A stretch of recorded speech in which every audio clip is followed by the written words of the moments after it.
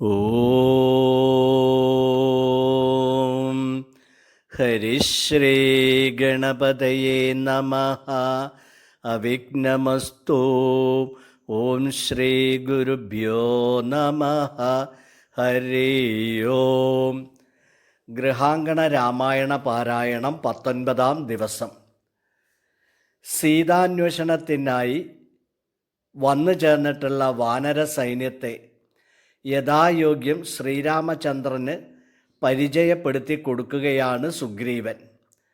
വാനരകുലാധിപനും ബ്രഹ്മപുത്രനുമായ ജാംബവാൻ, പരമശിവ ചൈതന്യമായ ഹനുമാൻ, അഗ്നിപുത്രനായ നീലൻ, അശ്വിനി ദേവതാപുത്രന്മാരായ മൈന്ദൻ വിവിധൻ, വിശ്വകർമാവിൻ്റെ മകനായ നളൻ, ബാലിപുത്രനായ അങ്കദൻ, മറ്റ് ദേവാംശജന്മാരായിട്ടുള്ള ഗജൻ, ഗവയൻ, ഗവാഷൻ, കേസരി, മഹാബലി, പ്രമദൻ, വനീതൻ, താരൻ എന്നിങ്ങനെയുള്ള വീരാതിവീരന്മാരായ വാനരപ്പടയാണ് എത്തിച്ചേർന്നിട്ടുള്ളത്.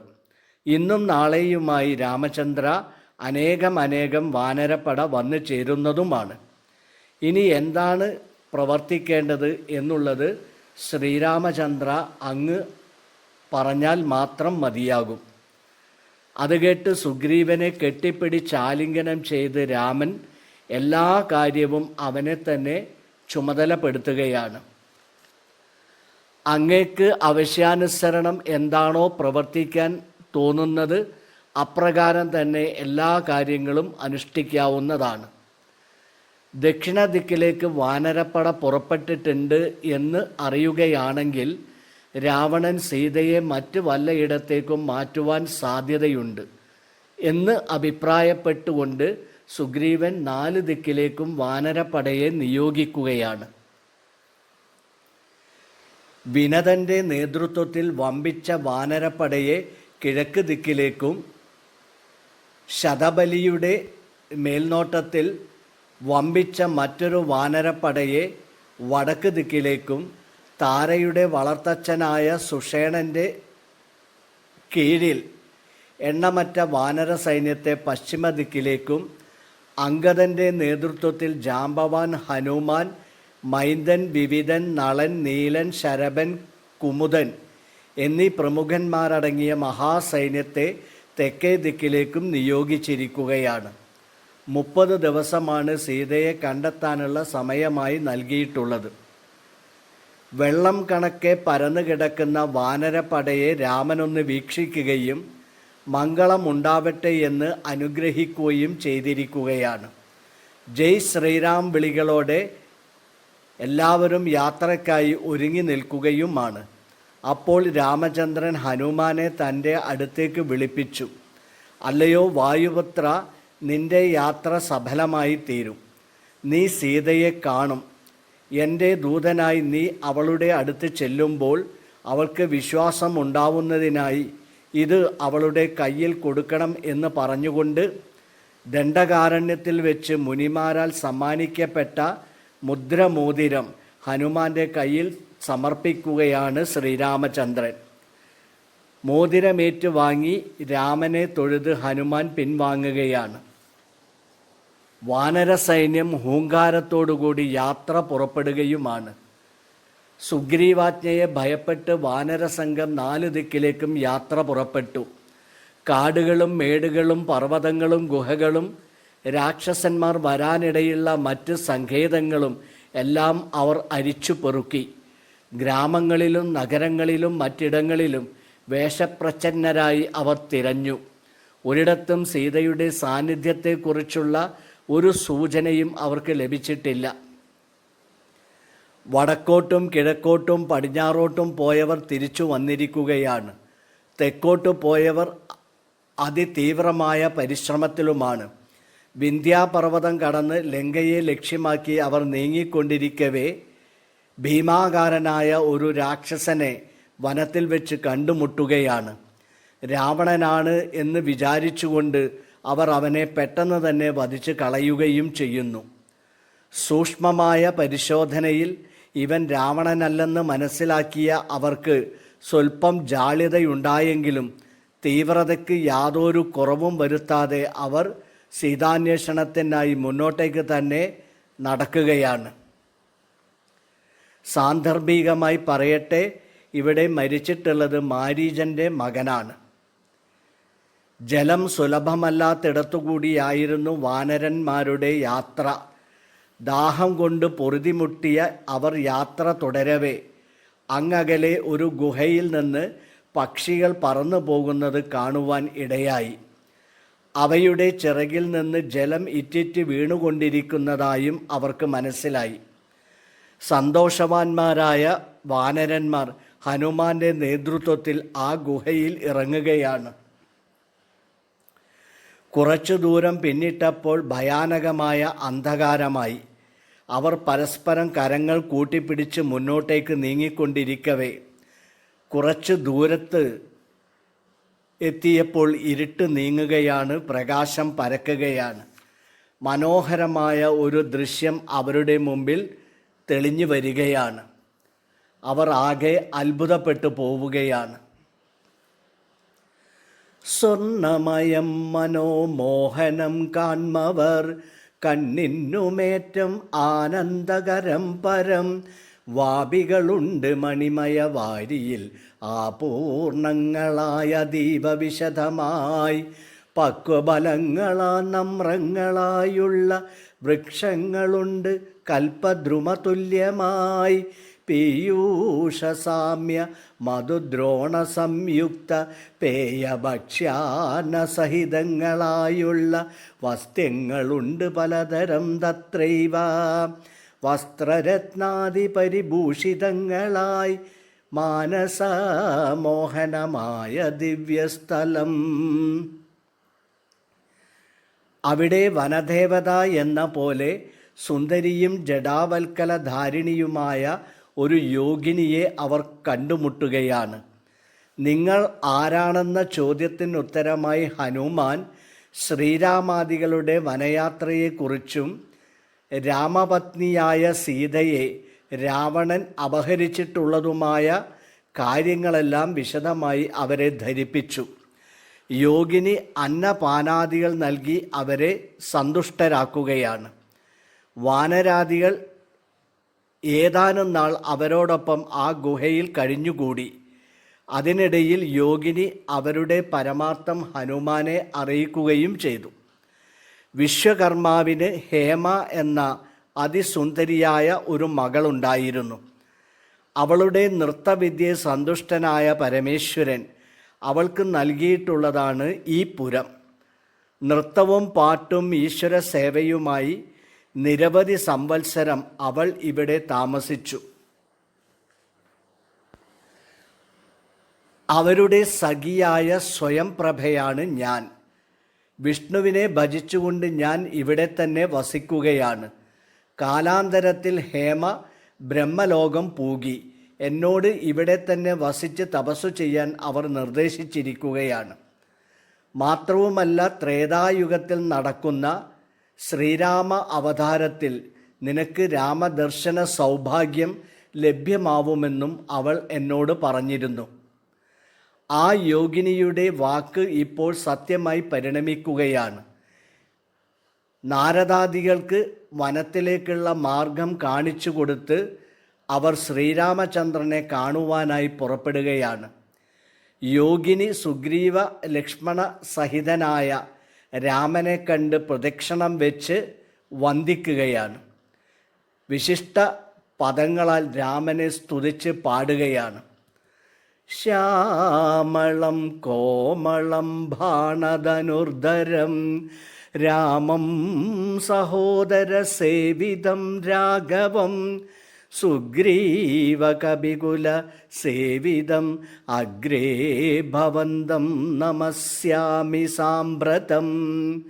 രാമായ രാമഭദ്രായ നമോ നമോ രാമചന്ദ്രായ നമസ്തേ നമോ നമഃ. ശ്യാമളം കോമളം ഭാണധനുർധരം രാമം സഹോദരസേവിതം രാഘവം സുഗ്രീവമുഖ്യ കപികുലസേവിതം അഗ്രേ ഭവന്തം നമസ്യാമി നമോ നമഃ. ശ്യാമളം കോമളം ഭാണധനുർധരം രാമം സഹോദരസേവിതം രാഘവം സുഗ്രീവമുഖ്യകവികുലസേവിതം അഗ്രേ ഭവന്തം നമസ്യാമി സാമ്പ്രതം. രാമായ രാമഭദ്രായ നമോ നമോ രാമചന്ദ്രായ നമസ്തേ നമോ നമഃ. രാമായ രാമഭദ്രായ നമോ നമോ രാമചന്ദ്രായ നമസ്തേ നമോ നമഃ. ഇങ്ങനെ ചൊല്ലി താര നമസ്കരിച്ചു. അവളോട് രാമൻ, നീ ഉടനെ തന്നെ ബദര്യാശ്രമത്തിലേക്ക് പോവുക എന്ന് പറയുകയും എന്നെ നിത്യം ധ്യാനിച്ചു കൊണ്ടിരിക്കുക എന്ന നിർദ്ദേശത്തെ നൽകുകയുമാണ്. പഞ്ചഭൂതാത്മകമായ ശരീരം ഉപേക്ഷിച്ച് നീ എന്നിൽ ലയിച്ചു ചേരുന്നതാണ്, അതിന് യാതൊരു സംശയവുമില്ല. അതോടെ നിന്റെ ജനനമരണ ദുഃഖം ഇല്ലാതാവും എന്നിങ്ങനെയുള്ള ശ്രീരാമചന്ദ്ര വാക്യം കേട്ട് ബദര്യാശ്രമത്തിലേക്ക് പോവുകയാണ് യോഗിനി. കാലാന്തരത്തിൽ അവർ ഭഗവാനിൽ ലയിച്ചു ചേരുകയും ചെയ്തു. വാനരന്മാർ വീണ്ടും യാത്ര തുടരുകയാണ്. മഹേന്ദ്ര പർവ്വത സമീപത്തെത്തിച്ചേർന്നിരിക്കുന്നു. യോഗിനിയുടെ ആതിഥ്യം സ്വീകരിച്ചുകൊണ്ട് കുറേ ദിവസങ്ങൾ ആ ഗുഹയിൽ കഴിഞ്ഞിട്ടുള്ളതിനാൽ വാനരന്മാർക്ക് അനുവദിച്ചിട്ടുള്ള സമയം ഏറെക്കുറെ കഴിയാറായിരിക്കുന്നു. സീതയെക്കുറിച്ച് ഒരു വിവരവും അവർക്ക് ലഭ്യമായിട്ടില്ല. ആ നിലക്ക് രാജധാനിയിലേക്ക് തിരിച്ചു പോവാനും സാധ്യമല്ല. നേരത്തെ താമസിച്ചിരുന്ന ഗുഹയിലേക്ക് തിരിച്ചു പോവാമെന്നും ഒരു വലിയ വിഭാഗം വാനരന്മാർ അവിടെ നിർദ്ദേശം പ്രകടിപ്പിക്കുകയാണ്. പക്ഷേ ഹനുമാൻ എല്ലാവരെയും യഥാവിധി കാര്യങ്ങൾ പറഞ്ഞു മനസ്സിലാക്കി കർമ്മമണ്ഡലത്തിലേക്ക് വാനരന്മാരെ തിരിച്ചു കൊണ്ടുവരികയാണ്. അങ്ങനെ അവർ വീണ്ടും തെക്കോട്ട് യാത്ര തുടരുകയാണ്. മഹേന്ദ്ര പർവ്വതത്തിൽ എത്തിച്ചേർന്നിരിക്കുകയാണ്. പർവ്വതം ഇറങ്ങിയ അവർ ദക്ഷിണ സമുദ്ര തീരത്തെത്തിച്ചേർന്നിരിക്കുന്നു. അതായത് മഹേന്ദ്രഗിരിയുടെ താഴ്വാരത്തിൽ പരന്നു കിടക്കുന്ന സമുദ്രം കടന്ന് ലങ്കയിലെത്തുക അസാധ്യമാണെന്ന് അവർ കരുതിപ്പോയ നിമിഷം തിരിച്ചു ചെന്നാൽ സുഗ്രീവനാൽ വധിക്കപ്പെടും. അതുകൊണ്ട് ഈ മണൽപ്പുറത്ത് ഉപവാസം ചെയ്ത് മരണത്തെ പുൽകുവാൻ വാനരന്മാർ ഉറച്ചിരിക്കുകയാണ്. സത്യത്തിന് വേണ്ടിയുള്ള യാത്രയിലാണ് വാനരന്മാർ. ഒരിക്കലും അവർക്ക് ആപത്ത് അകപ്പെടുകയില്ല. ഇതാ അവരെ കാര്യങ്ങൾ ധരിപ്പിക്കുവാനായി സാക്ഷാൽ സമ്പാദിയുടെ സാന്നിധ്യം അവിടെ അനുഭവപ്പെടുകയാണ്.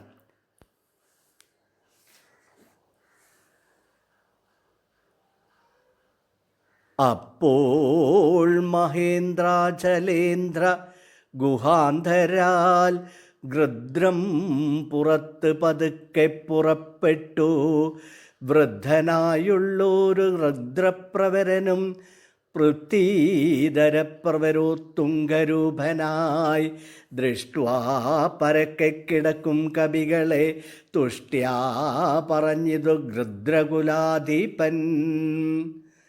മഹേന്ദ്ര പർവ്വതത്തിൻ്റെ താഴ്വാരത്തിങ്കൽ സമുദ്രക്കരയിൽ മണൽപ്പരപ്പിൽ പരന്നുകിടക്കുന്ന കവികളെ കണ്ട് വൃദ്ധനായ കഴുകൻ ഗുഹയിൽ നിന്ന് മെല്ലെ മെല്ലെ പുറത്തേക്ക് വരികയാണ്.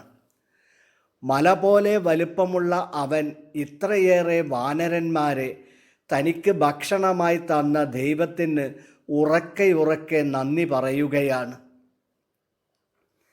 അത് കേട്ട് വാനര സമൂഹം ഭയചകിതരായി.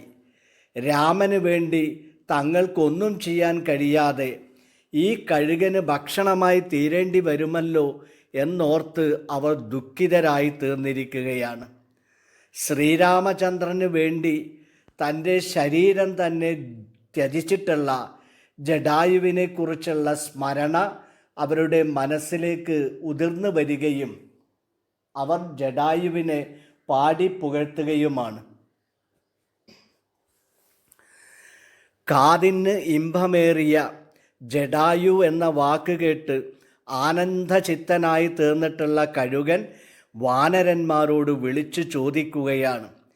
ജടായുവിൻ്റെ ഭാഗ്യത്തെക്കുറിച്ചും ജടായുവിനെക്കുറിച്ചും നിങ്ങൾ പരസ്പരം എന്താണ് പറഞ്ഞുകൊണ്ടിരിക്കുന്നത്? ആരാണ് നിങ്ങൾ? പേടിക്കാതെ എൻ്റെ അടുത്തേക്ക് വരുവിൻ. അത് കേട്ട് അംഗദൻ